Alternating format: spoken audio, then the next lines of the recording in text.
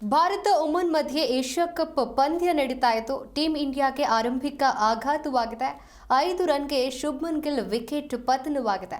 ಆರಂಭಿಕವಾಗಿ ಭಾರತ ಮೊದಲ ವಿಕೆಟ್ ಪತನವಾಗಿರುವಂಥದ್ದು. 2025ರ ಏಷ್ಯಾ ಕಪ್ನ ಸೂಪರ್ 4ಗೆ ಟೀಂ ಇಂಡಿಯಾ ಈಗಾಗಲೇ ಅರ್ಹತೆ ಪಡೆದಿದೆ. ಈಗ ತಮ್ಮ ಕೊನೆಯ ಲೀಗ್ ಪಂದ್ಯದಲ್ಲಿ ಒಮನ್ ತಂಡವನ್ನು ಎದುರಿಸಿದೆ.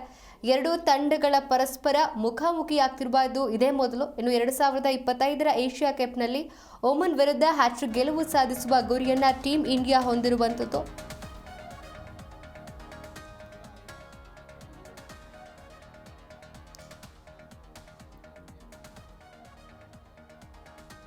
ಸದ್ಯಕ್ಕೆ ಭಾರತ 16 ಓವರ್ಗಳಲ್ಲಿ 5 ವಿಕೆಟ್ ಅನ್ನ ಕಳೆದುಕೊಂಡು 153 ರನ್ ಅನ್ನು ಗಳಿಸಿರುವಂಥದ್ದು.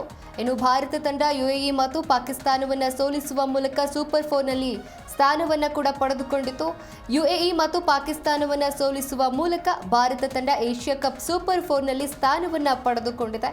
ಈಗ ಅಂತಿಮ ಲೀಗ್ ಪಂದ್ಯದಲ್ಲಿ ಒಮನ್ ತಂಡವನ್ನು ಸೋಲಿಸುವ ಮೂಲಕ ಹ್ಯಾಟ್ರಿಕ್ ಗೆಲುವು ಸಾಧಿಸುವ ಇರಾದೆಯಲ್ಲಿದೆ.